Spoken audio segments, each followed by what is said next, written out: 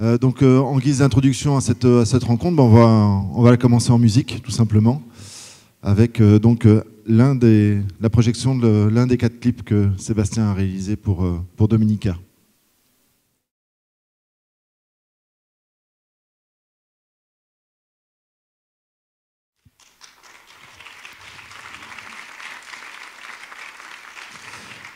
Voilà, pour celles et ceux qui n'auraient pas vu ces clips, en voici l'un des 4, avec ce prolongement qu'il y a eu sur tout ton travail sur La jeune fille sans main, en fait, sur le même type d'animation.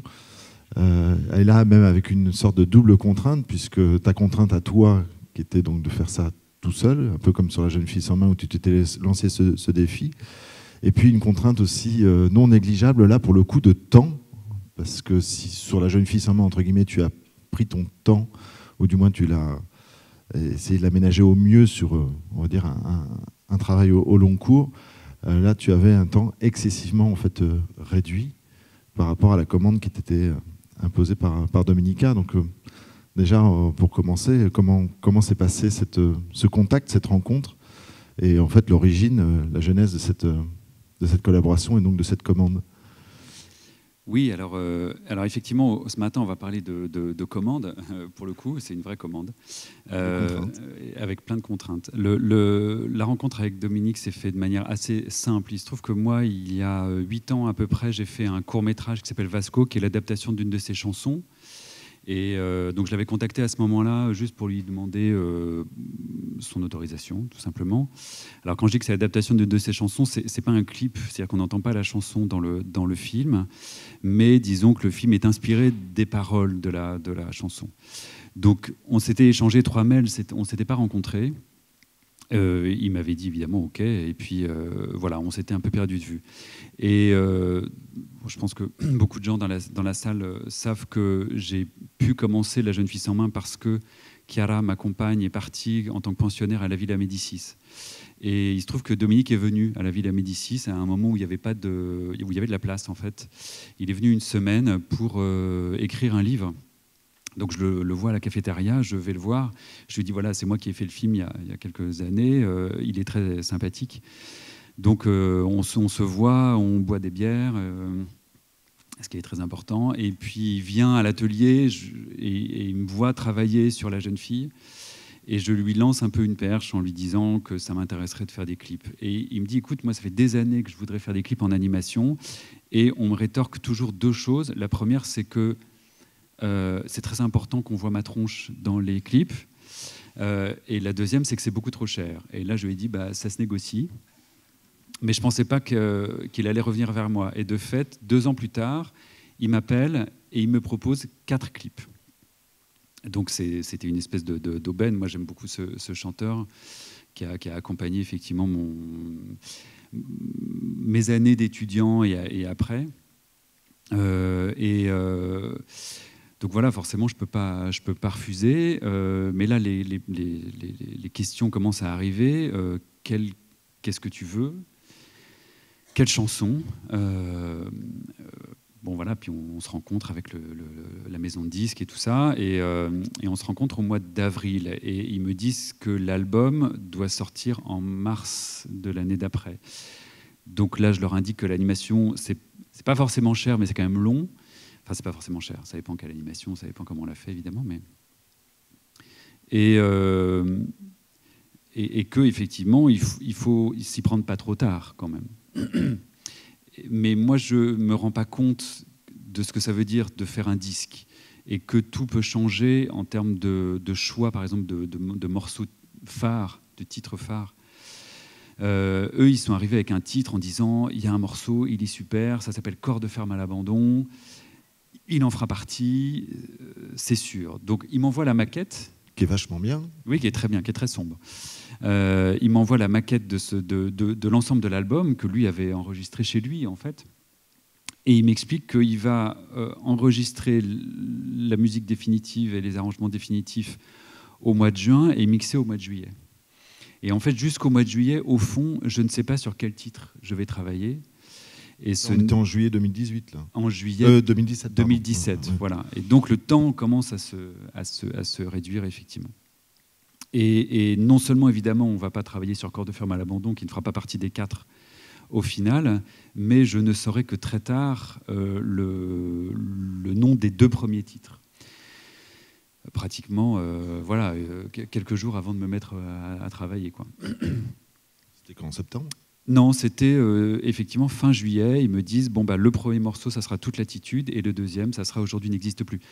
Alors, c'était une manière de travailler un peu singulière, parce qu'il restait donc 5-6 mois.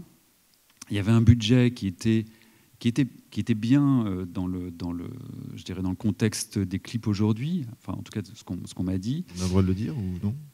Oui, on a le droit de le dire. Oui, il y avait une enveloppe globale de 50 000 pour 4 clips. Donc tout compris, y compris les charges et tout ça. Si je me souviens bien, Emmanuel, qui est producteur de ces 4 clips, oui. Voilà, pour Miyu, pourra me contredire si je dis n'importe quoi. Et pour une durée totale de quoi ? On ne savait pas. Minutes. Ouais, enfin, si, par rapport au morceau. Oui, mais on ne savait pas, justement. Ouais. Donc moi, la seule certitude que j'avais, c'était qu'il fallait que ça soit terminé début mars. Voilà. Et donc c'était très compliqué pour moi à la fois d'élaborer. On s'était dit qu'il faudrait qu'il y ait un lien entre tous les clips, parce que c'est plus sympathique, mais c'est compliqué d'établir du lien quand on ne sait pas sur quel morceau on va travailler, et quand on ne connaît pas la durée de ces morceaux. Celui-là est le plus court, il y a des morceaux qui durent 5 minutes, donc évidemment ça change un peu la donne quand on a... Voilà. Et alors, en fait le budget ne permettait pas de faire travailler une équipe, enfin ça aurait été compliqué. Au final, moi j'ai dû toucher quelque chose comme 7 000 € par clip ou quelque chose comme ça. Si, j'aurais pu faire travailler une personne. Mais ça réduisait tout de suite l'argent disponible, quoi. Donc, et puis par ailleurs, je pense que dans ce type de contexte-là, c'est plus simple de travailler tout seul. Et donc, moi, je lui ai proposé quelque chose tout de suite qui était effectivement, qui découlait de ce que j'avais fait sur la jeune fille. C'est, je lui ai dit, écoute, moi, je ne vais pas faire de storyboard. Ce que je te propose, c'est que j'avance, je commence un clip et je t'envoie chaque semaine ce que j'ai fait. Et si jusqu'ici tout va bien, on continue. Voilà. Tu as eu un cahier des charges au départ ou pas ? Aucun. Non, donc tu étais totalement libre en fait de faire ce que tu voulais en termes d'illustration, en termes de narration, on va dire. Ouais. Donc ce qui est quand même un contexte extrêmement, je pense, rare dans le cadre d'une commande. C'était vraiment une collaboration artistique, en fait. Et donc alors le seul pitch entre guillemets que je lui ai vendu, c'est celui du premier, Toute latitude, dont je peux peut-être vous montrer des images sans le son peut-être. Ah, c'était trop fort. Ah, pardon. Si on peut couper le son. Non, mais on va couper le son complètement de toute façon. On peut le couper. De toute façon, vous pouvez les trouver sur Internet. Oui, ils sont tous disponibles bien sûr sur Internet. Parce que sinon je peux pas parler. Non, vous voulez un peu de son ? Bon, allez, on va mettre un peu de son. Comme ça cognait, Phébus à bloc, on s'abritait dans la forêt. 1000 sentiers nous parcouraient, 1000 odyssées à notre porte. Les cohortes d'ennui filaient, on le savait. Alors c'est un morceau, en fait je me suis rendu compte que les 2 premiers morceaux parlaient de la même chose à peu près, c'est-à-dire d'une sorte de jeunesse perdue, d'un temps passé qui ne reviendra pas. Et il y a effectivement une phrase là qu'on vient d'entendre qui m'avait touché. Bon, ça parlait de forêt, là, il parle beaucoup de forêt et d'arbres en fait dans ses chansons. Donc assez vite, je me suis dit que la forêt et l'arbre serait un thème récurrent. En tout cas, il pourrait faire du lien entre les titres. Et puis là, il dit Phébus à bloc à un moment. Donc voilà, ça m'a tout de suite emmené vers cet univers un peu de créatures mythiques, d'un monde fantasmé, fantastique, voilà, assez classique dans ses références. Mais voilà, comme une sorte d'image de cette jeunesse fantastique dans laquelle tout est possible en fait. C'est ce que dit la chanson. En gros, voilà, nous avions toute latitude, nous pouvions faire choisir tous les chemins possibles et puis à un moment les choses se réduisent, quoi. C'est ce moment-là d'ailleurs, mais depuis. Et on retourne dans la forêt n'est plus la même et tout est figé, etc. C'est des préoccupations de cinquantenaire. Il me l'a dit, c'est pour ça que je me permets. D'ailleurs, c'est son anniversaire aujourd'hui. Il a 50 ans aujourd'hui. Donc, bon anniversaire, Dominica. Là, on est encore, par rapport aux autres clips, on est déjà, même si c'est quelque chose de très lié donc à la musique du film, on est, la preuve, et là on a donc Dominica à l'écran, ouais. On est encore dans l'esprit, entre guillemets, de la jeune fille sans main. Oui, un peu. Oui, un peu. Puis on est dans quelque chose de relativement narratif. Le second que vous avez vu donc au premier, l'est beaucoup moins. Et puis plus on va avancer, moins ça va être narratif en fait. Mais ça, quand je commence à faire celui-ci, je n'en ai aucune idée. C'est-à-dire que je lui vends donc cette espèce d'univers comme ça de sirène et de centaure. Il me dit très bien. Je lui demande, est-ce que ça t'intéresse d'être présent dans les clips? Parce que je me disais aussi que ça pouvait être un lien entre ces deux premiers morceaux et les deux autres que je ne connaissais encore pas. Et il me dit pourquoi pas, ça peut, voilà, il n'était pas contre l'idée, mais de toute façon il était contre rien en fait. Donc à chaque fois que je l'appelais, il me disait mais c'est super, c'est très bien, ça me va. Alors, c'était une contrainte pour toi ça, ou c'était plutôt une liberté totale? C'était très bien, mais donc vous voyez que le clip se termine comme commence le suivant. Et ça justement, le lien, donc c'était quelque chose, il était déjà convenu entre vous quelque part que sur la commande de ces 4 clips, en fait, ils pourraient être diffusés dans leur intégralité. Oui, liés. On en avait parlé tout de suite. Donc sur le premier, il savait à peu près ce que j'allais faire. Sur le second, je lui avais parlé de l'arbre, mais c'est tout.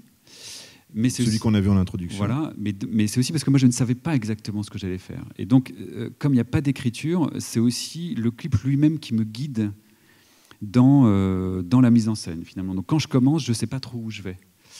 Et plus on avance dans les 4, et plus c'est ça qui se passe.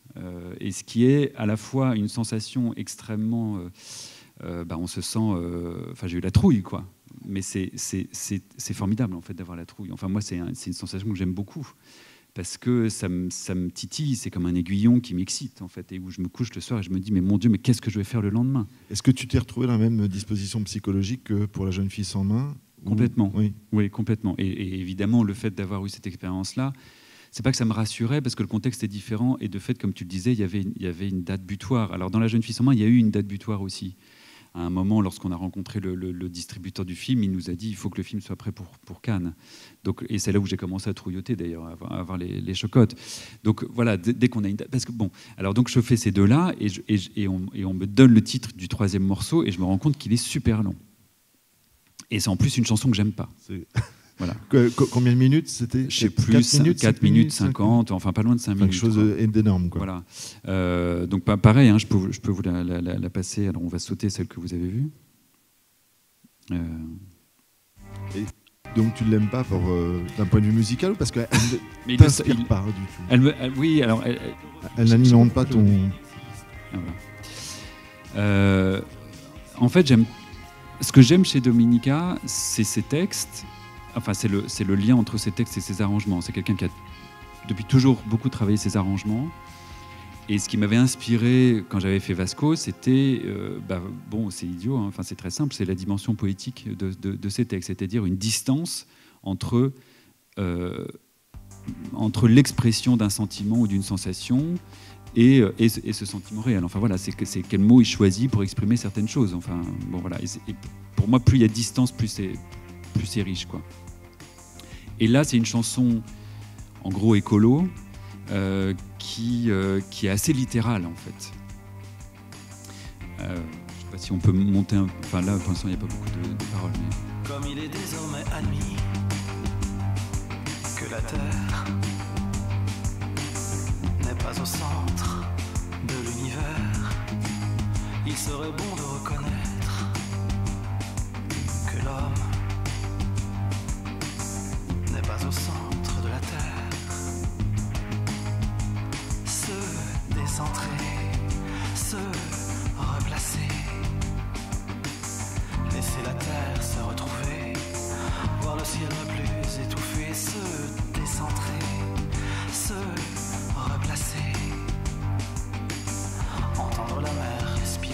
Voilà, donc c'est assez littéral. Et alors on en avait parlé, hein, il m'avait dit d'ailleurs tout de suite, je pense qu'il y a une chanson qui va pas te plaire, et effectivement il avait pas tort.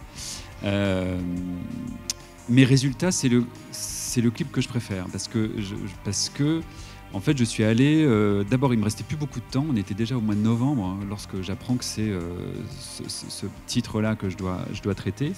Et je ne connais pas encore complètement le dernier. En plus, je ne suis pas complètement certain que le dernier sera cycle. Alors, je trouve que le cycle est assez court. Mais voilà, donc je me lance dans quelque chose. Alors, avec ces histoires d'animaux, de cette terre où l'humanité a disparu. Donc, c'est relativement littéral aussi dans ce que raconte le clip. Mais au fond, je m'amuse assez à le faire.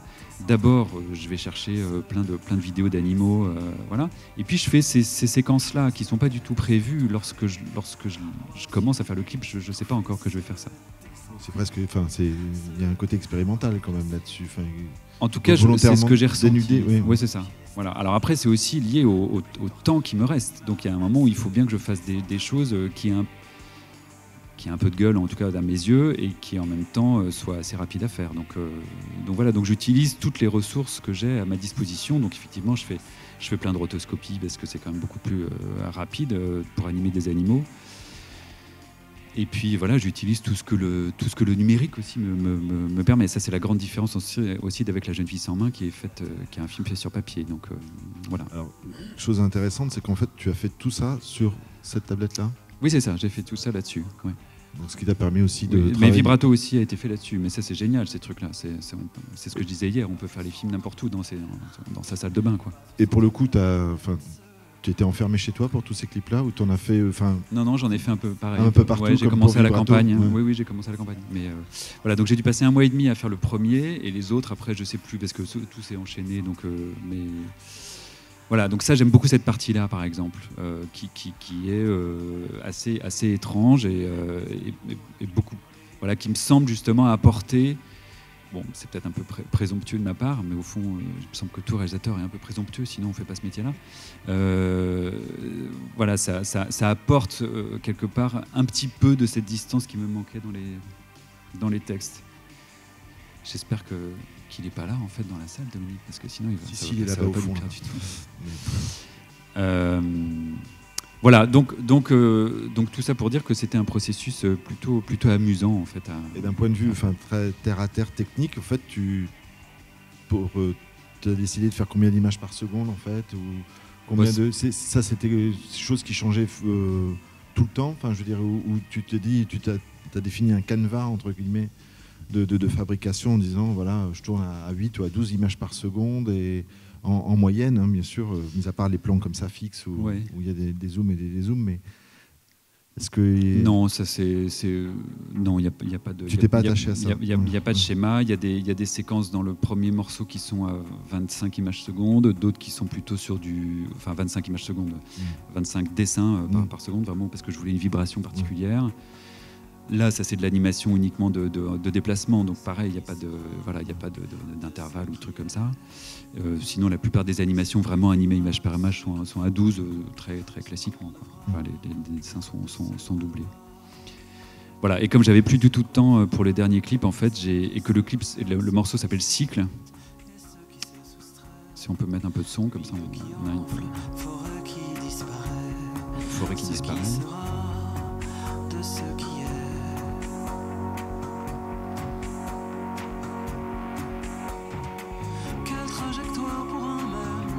Voilà, donc j'ai décidé de réutiliser énormément de choses que j'avais fait dans les premiers, en les mettant à l'envers et en les combinant avec des choses qui ont été créées exprès, quoi.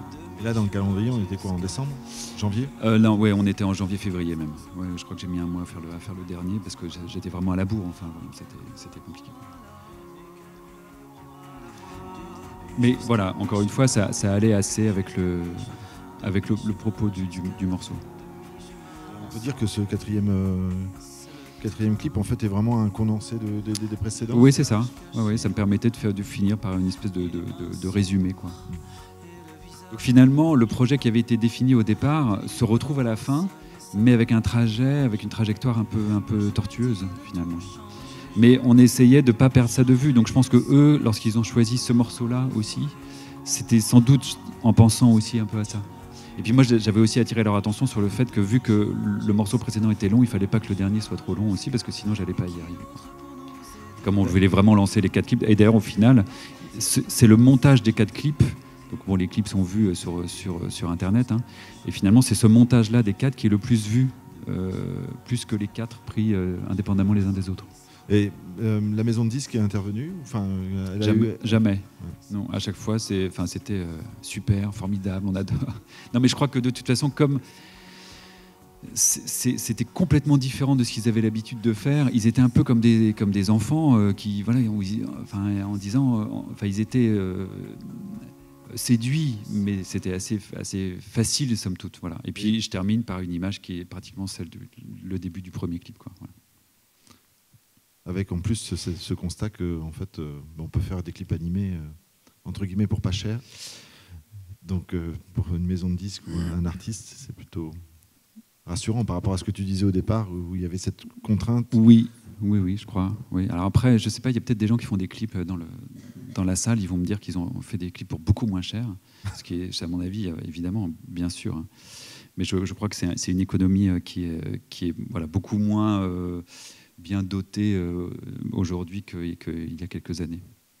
Alors évidemment, comme j'allais vite, il fallait que je trouve des moyens. Il y avait quand même des choses que je voulais faire. Donc, par exemple, ce plan dans l'arbre, là où on monte le long d'un arbre, et où il y a cet homme qui plonge, je voulais faire ça. Je voulais beaucoup de mouvements de caméra. Aujourd'hui n'existe plus, donc le premier morceau que vous avez vu. Et mouvements de caméra en animation, c'est pas simple. Donc évidemment, on peut utiliser After Effects et faire des translations. Mais je voulais aussi des mouvements de caméra qui soient plus incarnés, je sais pas dire, enfin voilà, moins mécaniques. Et donc là, je me suis beaucoup aussi aidé de rotoscopie. Donc je peux par exemple voilà, vous montrer un super truc. Voilà, je suis allé dans le parc derrière chez moi avec mon téléphone et j'ai mis un personnage de Star Wars dans un arbre.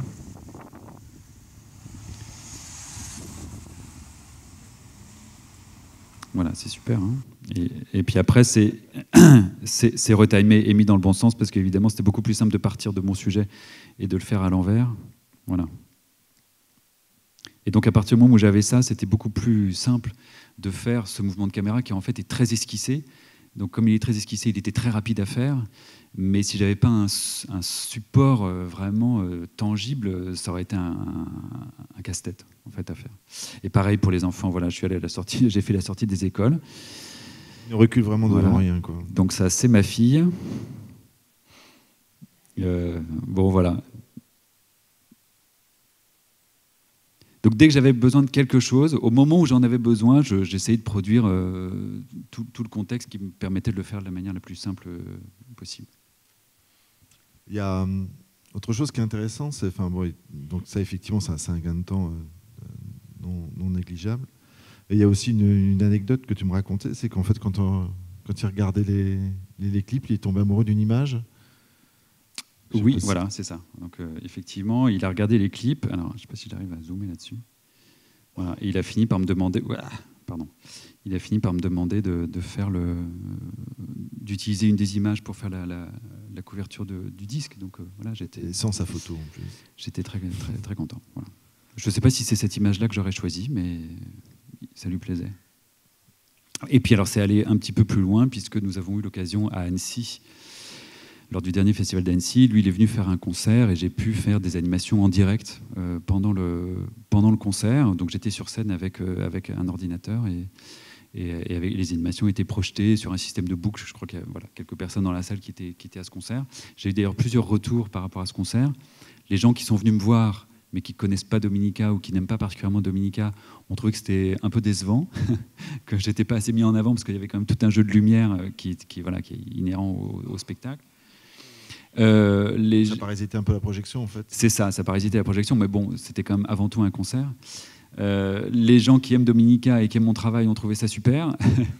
Et moi, j'ai été un peu mal à l'aise sur scène parce que j'ai eu des tas de problèmes techniques. Il a fallu que je redémarre les logiciels plusieurs fois sur scène Voilà, donc j'étais pas toujours très à l'aise. Donc il y a des moments où ça a très bien marché, où il y a eu une vraie, je crois, un vrai dialogue entre ce qui se passait sur scène et ce qui se passait sur l'écran. Et puis d'autres moments où c'était un peu plus bancal, mais c'est quelque chose que j'aimerais bien refaire. Et refaire, oui. Et c'est quelque chose qui est prévu, vous en avez rediscuté? Non, c'est pas. Enfin, j'en ai parlé comme ça à certaines personnes, à certaines institutions, comme par exemple le Chalet Mauriac en Nouvelle-Aquitaine. Ils étaient intéressés, mais bon. Alors Dominique vient de sortir un nouvel album là, où le sort, je sais plus, il est sorti cette semaine. Il fait 2 albums là cette année, donc il est parti encore sur une tournée. Enfin voilà, c'est quelqu'un de très occupé, donc c'est pas forcément des choses qui sont simples à organiser, mais voilà. Alors quand je disais, je sais pas s'il reste un peu de temps. Oui, on a de la marge là. Voilà, alors, puisque Georges aime bien qu'on parle de logiciels, donc effectivement, quand on a des outils à portée de main, c'est bien de pouvoir les utiliser à fond. Et il y a une fonction dans TV Paint, qui est donc le logiciel que j'ai utilisé. Tu n'as utilisé que celui-là, et puis aussi After Effects. After Effects, ouais. Alors, je vais essayer de pas me... Je vois rien en plus parce que j'ai des reflets. Mais on peut baisser un peu la lumière sur le plateau, c'est possible. Ah oui. Merci. Hop. Peut-être pas celle-là. Voilà, c'est ça, appliquer, boum. Alors, est-ce que j'ai un bouton? Oui, voilà, c'est celui-là. Tiens, je te demande. Il y a une fonction, je pense que tout le monde connaît cette fonction, mais c'est quand même quelque chose qui m'a vachement aidé, c'est que quand on appuie sur CTRL et qu'on fait une animation, en fait, ça fait l'animation sur l'ensemble des images, en fait, et ça enregistre un mouvement. Ce qui fait que le refrain, en fait, de toute l'attitude, là, avec les petites billes qui volent et les petits filaments qui les relient, ça a été fait en 10 minutes. Parce que tu as du talent aussi. Ben non, parce que le logiciel me permet de le faire. Donc ça, c'est sûr que si j'avais eu à faire la même chose sur papier, ça m'aurait pris un temps dingue. Alors que là, voilà, puis c'est en plus très, très plaisant parce qu'on a l'impression que les éléments se mettent à vivre sous nos yeux. Et bon, voilà, c'est tout. C'était la petite note technique. Voilà,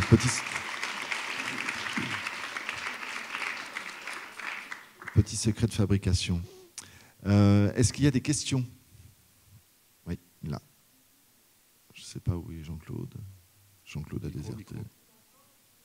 Non, mais on va prendre un micro. Oui, parce que c'est enregistré. Mais on peut vous donner un... Ah non, il y en a un là. Il arrive. Vous l'attrapez?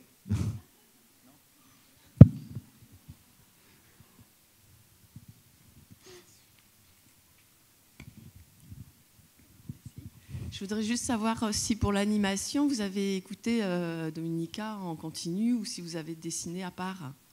Ah, c'est une bonne question. Je l'ai beaucoup écouté avant. En fait, c'est très curieux parce qu'à partir du moment... Bon, c'est quand même toujours un chanteur que je suis et que j'écoute. Mais je l'ai beaucoup écouté avant de faire Vasco. Et à partir du moment où j'ai fait ce film adapté d'une de ses chansons, je l'ai moins écouté, je l'ai moins suivi, j'ai plus forcément acheté ses albums, etc. Évidemment, cet album-là, je l'ai écouté, et évidemment, ces morceaux-là, mais pas forcément en faisant l'animation.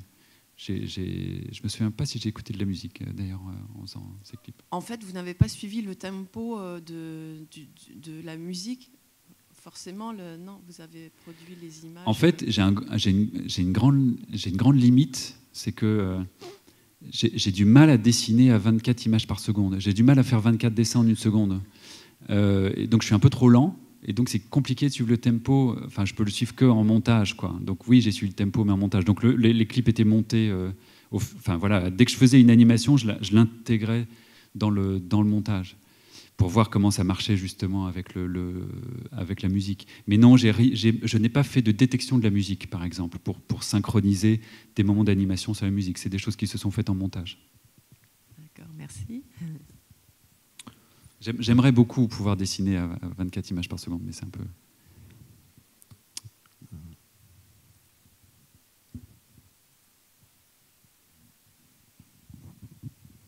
Bonjour.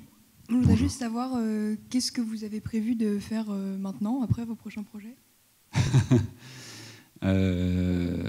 C'est une bonne question qui sort un peu du cadre. Nous avons un projet avec ma compagne de long métrage d'animation, qui est un projet que nous avons présenté cette année à Annecy au MIFA, au Pitch, voilà, qui est un film pour le jeune public, dont le scénario est écrit depuis longtemps, en fait, qui était au départ un projet de film destiné à être tourné en prise de vue dite réelle, et que nous avons transformé en animation il y a 2 ans à peu près. Voilà, donc nous sommes en attente de réponse pour le financement de ce projet, dont voilà, la fabrication devrait se faire également chez Miyu, voilà, qui a produit les clips. Il y avait une autre question à côté? Non? Bon. C'était la même. D'autres questions? Finalement, oui. C'est parce que c'est une question un peu plus technique, mais sur le procédé de fabrication. Si j'ai bien compris, donc tu faisais les scènes les unes après les autres, et donc le montage au fur et à mesure. Et ma question, c'était un peu comment tu gérais ton aller-retour entre le montage et l'animation. Est-ce qu'à la fin, tu es revenu sur certaines animations? Est-ce que vraiment ça a été dans le flux, voilà, les scènes l'une après l'autre Non, je suis revenu sur aucune animation. En revanche, je suis pas revenu sur des animations à la fin. En revanche, il m'est arrivé de commencer des choses et de ne pas les achever parce que je me rendais compte que ça ne fonctionnait pas ou que ça prendrait trop de temps à faire. J'ai plus d'exemples précis en tête, mais je me souviens d'avoir vécu ça 2-3 fois. Bon, c'est un clip, hein, donc on est quand même assez libre au niveau du montage. C'est quand même très ouvert. Il n'y a pas vraiment de ligne narrative. Voilà, mais non, il y a des choses que j'ai un peu recalées rythmiquement, mais vraiment au niveau du montage, voilà, en décalant la séquence et donc quelquefois en rallongeant une séquence pour qu'elle dure quelques images de plus, parce que je me rendais compte qu'il fallait que le point de coupe soit à tel endroit. Mais c'est vrai que j'ai monté les clips vraiment brique par brique au fur et à mesure, et une fois que c'était monté, je suis pas revenu tellement en arrière. Alors en fait, les animations, c'est assez rapide à faire, la plupart de ces animations-là. Elles sont faites en noir et blanc au départ, comme pour La jeune fille sans main. Elles sont faites en noir et blanc, ce qui me permet moi aussi de faire un export assez vite et de assez vite l'intégrer au montage, même en noir et blanc. Et puis la mise en couleur se fait dans After Effects après, en fait. Voilà. D'autres questions? Moi j'ai des questions. Qui a réalisé des clips dans l'assistance? Est-ce que vous pouvez raconter? C'est Delphine. Ça, on ne vous l'avait pas fait encore ce coup-là, hein, que ce soit dans l'autre sens. C'est vache. Alors au niveau du budget, c'était à peu près la même chose, je crois. Mais je ne voyais pas que c'était toi, pardon. Oui, c'était financé par le CNC. En fait, c'est mes 2 clips que j'ai faits, Le Soleil chante et Époque pour Ignatius. C'est à peu près le même budget, mais dans le temps, moi, j'ai fait beaucoup plus long. Le premier, je m'étais aventurée avec un truc en stop-mo, donc j'étais partie sur 9 mois. Et le deuxième, j'ai appris à aller plus vite. Et voilà. En fait, voilà, c'est tout. T'as d'autres questions? Mais oui, parce que je trouve ça... Parce que 9 mois, donc pour faire un clip, mais donc ça veut dire que la maison de disques et le musicien étaient suffisamment prêts 9 mois avant enfin, il y avait une date limite qui était liée à la sortie d'un album ou Oui, en fait, surtout pour Époque, en fait, pour Époque, ça a duré vachement longtemps. Il est venu avec sa musique. Il m'a approché en 2012 ou 13, attends, je me souviens plus trop. Et puis, il avait sa musique en tête. Il me l'a fait écouter et j'ai commencé à travailler dessus. Et lui, il était très indécis avec sa musique et il changeait tout le temps. Ah oui. Et au bout d'un moment, moi j'avais d'autres commandes qui passaient en fait, et je lui dis écoute voilà, je vais arrêter travailler sur ton clip, je vais accepter d'autres commandes. J'avais d'autres commandes qui arrivaient, et j'ai dit j'ai attendu qu'il soit plus sûr, qu'il revienne avec quelque chose de plus sûr, parce que moi, ça me faisait dévier à chaque fois dans ce que je faisais, dans ma création, quoi. Oui. Et c'est compliqué. Ah oui, c'est super compliqué. Puis en fait, on est tellement lié au son et à ce qui se passe que ça varie vachement dans l'image que ça provoque, tu vois. Un son qui change, pour moi, c'était énorme, en fait. Et quand j'ai fait un animatique, en fait, de la première version de la chanson, qui est complètement différent avec le résultat final. Oui. J'avais commencé en stop-mo couleur pour époque, et j'ai fini en image noir et blanc grattée. Tu vois, donc c'est ce que ça provoquait comme image, c'était complètement différent. Donc j'ai l'impression d'avoir fait 2 clips, voilà, et donc un qui est finalisé. Et donc quand il est revenu me revoir quand c'était fini, et lui, il voulait sortir le POC. Le clip voulait sortir en même temps que l'album, qui est sorti en 2017. Voilà. Okay. Ah oui, effectivement. Et donc, moi, je l'ai fini, j'ai retravaillé dessus, disons, quand il avait fait une version finale en 2016, et je l'ai fini voilà, en début 2017. Enfin, ça a été très coupé, voilà. Oui. Non, c'est vrai que travailler sur les morceaux terminés, c'est quand même beaucoup moins compliqué, quoi. Bon, c'est l'heure de la clope, donc, apparemment, c'est ça? Non, pas encore. Moi, j'ai des questions. Il y a d'autres questions ou pas? Sinon, moi, j'en ai 2 petites. Georges. C'est une question improvisée. Je ne l'ai pas fini totalement dans ma tête, mais en tout cas, c'est pas grave. C'est la question, quelque part, de la réutilisation du même univers graphique que tu as utilisé dans La jeune fille sans main. Mais je sais que tu as utilisé d'autres approches graphiques, plastiques, avec du sable, avec des matériaux, avec des objets, etc. Donc, c'est dans cette direction que j'aimerais aller. C'est-à-dire, est-ce que c'est une manière d'interpréter un travail, de présenter un travail comme si on le présente dans une langue, et c'est différent si on parle allemand, français, anglais, etc.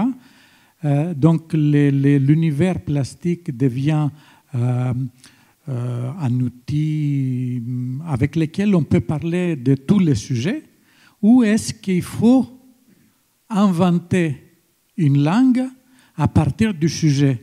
C'est-à-dire, est-ce qu'on a eu des sujets de la guerre tout à l'heure? Est-ce que tu pourrais faire... Est-ce que c'est légitime pour toi?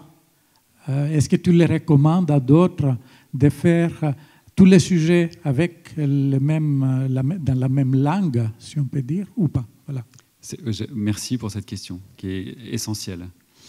C'est vrai que dans les premiers films que j'ai pu faire, donc avant la jeune fille, j'étais plutôt de l'école où il fallait inventer une langue pour chaque sujet. En tout cas, c'était ce qui me venait naturellement. C'est pas une histoire d'école, en fait. Enfin, je pense que c'est une histoire d'école parce que je pense que c'est aussi l'enseignement que j'ai reçu, notamment de toi.